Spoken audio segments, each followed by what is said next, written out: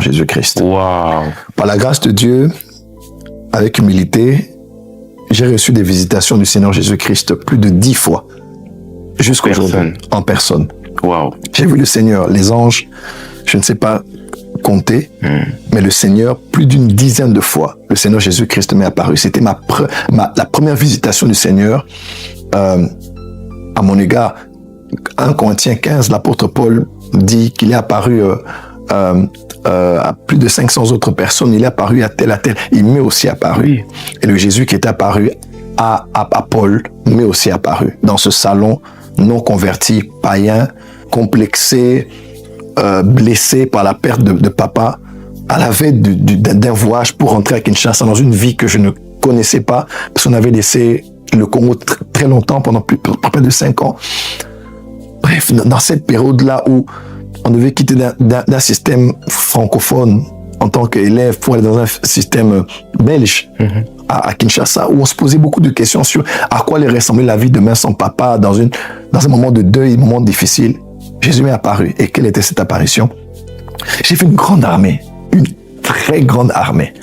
En tout cas, à perte de vue. Je voyais le début, mais je ne pouvais pas voir la fin. Mais je ne voyais que ceux qui étaient au front. Et au front, le Seigneur Jésus-Christ était là, sur un cheval. Il avançait, j'étais là, et il est venu jusque là où j'étais. Et il a commencé à me parler.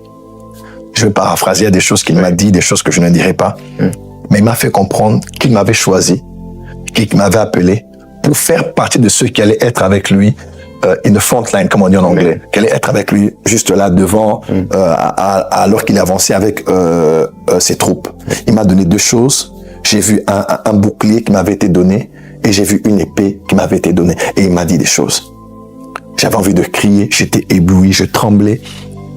Et quand on a commencé à poser des questions, qui a vu quoi?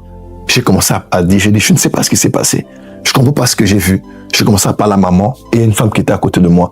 J'ai commencé à dire, mon cœur battait à la chamade. J'avais peur, je ne sais pas ce qui se passait. J'avais déjà eu quelques expériences spirituelles par rapport aux choses que je faisais. Mais jamais j'avais eu une telle lueur, une telle gloire, une telle présence de Dieu. C'était tellement fort dans la pièce et en moi, dans ce que j'avais vu comme réalité dans le monde spirituel. Mes frères et sœurs, j'oublierai jamais ce jour-là. Quand j'en parle, j'ai encore comme des frémissements. Je ressens encore cela. Jésus était venu à moi alors que j'étais encore païen, alors que j'étais encore pécheur. Je crois que Dieu nous cherche. Oui. Dieu nous cherche, même quand nous sommes encore dans le monde, il nous cherche. Et Jean 16, verset 8 dit ceci. Lorsque le Saint-Esprit viendra, il convaincra le monde du péché. Vous savez, le Saint-Esprit a un ministère dans le corps de Christ. Oui. Le Saint-Esprit a un ministère aussi hors du corps de Christ. Oui. Le Saint-Esprit a un ministère dans le croyant, autour du croyant, mais il a aussi un ministère dans le monde. Et il est en train de tourner autour des païens pour frapper à la porte de leur cœur. Lorsqu'on prêche la parole, lorsqu'on lit un livre, lorsqu'il y a une circonstance, le Saint-Esprit frappe à la porte des cœurs. Le Saint-Esprit a un ministère auprès des païens aussi. Mais parce qu'il n'est pas en eux, il les prédispose, il les interpelle, il remet à leur conscience le fait de savoir qu'ils ont besoin d'ouvrir leur cœur et de recevoir la vie de Dieu dans la personne de Jésus-Christ. Et tout avait commencé là. J'étais encore païen, j'avais pas été sauvé, mais je savais qu'il y avait quelque chose sur moi. C'était un peu comme à l'instar du manteau que Élie avait lancé sur Élisée. La première fois, quand il a lancé, il a dit, souviens-toi de ce que je t'ai fait. J'avais pas encore reçu l'appel, mais c'était déjà l'appel pour moi. Alors que moi, j'ai eu mon appel alors que j'étais païen. Je m'étais même pas encore converti. Et quand ça s'est passé ainsi, on est rentré à Kinshasa. L'ami de ma mère a dit, ce jour-là, elle a dit, ton fils sera prédicateur. Je suis même prédicateur de quoi? Je ne sais pas. Je suis un païen, je chante, je danse, on rappe, j'ai des copines, j'ai des fétiches, j'ai tout ça. Et on arriva à Kinshasa. C'était encore la période du deuil. Mes mamans priaient, mes oncles priaient, tout le monde priait. Il fallait aller dans une église à ma campagne à Kinshasa. J'arrive à l'église là, je vois des gens tomber, c'est une église de combat, les gens priaient, tombaient, les gens prophétisaient. Je dis, oh, eh ben, qu'est-ce qui se passe comme ça? Et c'était une église très charismatique, là, de prière, de combat, de délivrance. Donc, c'était mes premières expériences. Je me suis dit, mais c'est encore quoi ça? Et il y avait une cellule de cette église. Voilà pourquoi j'aime beaucoup les cellules de maison. Ouais, il faut vraiment intégrer des cellules de maison. On en a beaucoup, par la grâce de Dieu, à la maison. Ouais, il faut. Ouais. Il faut. Les maisons d'impact, c'est ça? Ouais, les familles d'impact. Voilà. Moi, j'ai reçu Jésus dans une cellule. Incroyable. Qui était à 10 minutes de chez nous dans une école, lycée Tobongessa. On est allé dans une maison comme ça, il fallait quand même garder la communion, à part l'église mère, il fallait dans une petite famille où on prie. Et un frère qui s'appelait Damien, un jour s'est levé, il a commencé à parler de Jésus. Voilà pourquoi il ne faut jamais s'empêcher de gagner les âmes, de faire l'appel au salut, parce qu'on ne sait pas qui peut être dans l'assemblée. Donc ça veut dire la fois où tu étais à la maison et que tu as vu Jésus, tu n'as pas été convaincu de péché de justice. J'avais eu l'appel, mais je n'avais pas donné ma vie à Jésus-Christ. Ok. Ouais. Donc là, c'était l'appel d'abord, c'était pas encore d'abord la conversion. Oui, c'était une invitation divine. Jésus me faisait comprendre ce à quoi j'étais appelé. Ok. Mais peu importe ce pourquoi Dieu vous appelle, vous devez d'abord être sauvé. C'est vrai. Rappelez-vous, même dans le tabernacle, là où on servait, dans le parvis, lieu saint, lieu très saint, il fallait d'abord passer par la porte aux 4 couleurs. Ouais. On n'est pas parachuté comme ça, ou boum, on descend dans le lieu saint. Il faut passer par la porte, et la porte, c'est Jésus. Donc, quel que soit l'appel que vous avez, même si vous êtes appelé à être prophète, pasteur, docteur, évangéliste, chef d'État, acteur culturel, agent de transformation nationale, qui que vous soyez, vous devrez d'abord passer par la porte, qui est la nouvelle naissance. Recevoir Jésus-Christ dans votre cœur, Amen, comme votre Seigneur et votre Sauveur personnel. Amen. Et ce soir-là, j'ai dit, je crois que Dieu a prédisposé un environnement, un écosystème pour que je sois sauvé. En tout cas, je jette les armes, je me bats plus. Ce soir-là, j'ai baissé la tête, je me suis tenu debout, et j'ai fait la prière du pécheur. Romains 10, verset 9. Si tu confesses de ta bouche le Seigneur Jésus et tu crois dans ton cœur que Dieu l'a ressuscité d'entre les morts, tu seras sauvé. Verset 10, car c'est en croyant du cœur qu'on parvient à la justice, en confessant de la bouche qu'on parvient au salut. Et ce jour-là, j'ai cru en ces paroles, j'ai déclaré, j'ai ouvert mon cœur, j'ai reçu la vie de Dieu.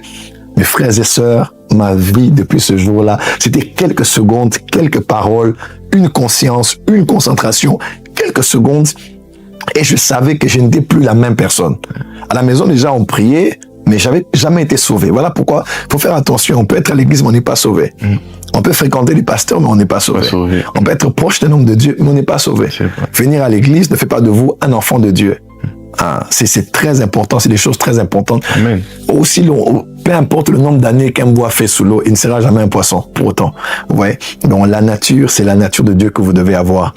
Et j'ai reçu Jésus, je suis rentré à la maison. J'étais tellement content. On m'a pas prêché. J'ai pris toutes les cassettes que j'avais. À l'époque, là, il y avait... Bon, je vais pas chanter ça ici. Il y avait beaucoup de chansons de rap français, de tout ça. À l'époque, il y avait tout ce qu'on connaissait comme rap. Il y avait les Matt, Houston. Il y avait, voilà, tous les rappeurs américains de partout, même en Afrique. On m'a pas prêché ça. J'ai pris tout ce que j'avais. J'ai creusé. Oui. Ça, c'est une chose, je n'oublierai jamais. J'ai fait un trou derrière chez nous à la maison. J'ai pris tous les CD, les cassettes que j'avais. Je les ai jetés. J'étais content de faire ça. J'étais tellement heureux.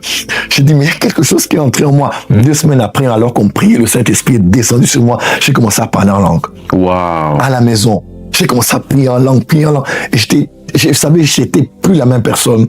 Et c'est là que ma vie chrétienne a commencé. Et j'ai adhéré à l'église dans laquelle nous étions. J'ai suivi les formations très importantes. J'ai été baptisé.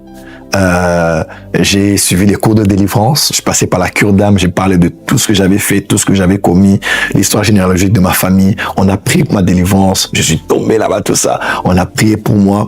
Je suis allé à une autre formation. Comment garder la délivrance? Parce que beaucoup de gens sont délivrés, mais on ne les apprend pas comment garder.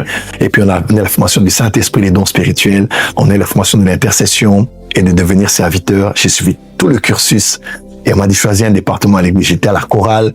C'est tellement tout feu, tout flamme. Je suis aussi à l'intercession. J'étais et à la chorale et à l'intercession. Donc, j'étais partout. Et à la maison, on avait une cellule à la maison, finalement. J'étais aussi à la cellule comme un des 2 troisième responsables à l'époque, puisqu'il y avait d'abord mes oncles qui travaillaient, qui servaient déjà le Seigneur. Bref, c'est comme ça que j'ai commencé ma vie chrétienne. J'ai commencé, je bégayais toujours. J'étais toujours complexé parce que quand vous êtes sauvé, c'est l'esprit qui est sauvé, mais l'âme est toujours la même. Oui. Mais selon Jacques 1, verset 21, quand on boit le lait de la parole, Jacques dit qu'il peut sauver vos âmes. Parce que l'esprit est sauvé, mais l'âme est en train d'être sauvée par le renouvellement de l'intelligence au contact avec la parole de Dieu. Alors être là, on était dans une église que j'aimais beaucoup parce que notre pasteur, chaque dimanche, nous faisait lire des déclarations de foi. Donc on a même des familles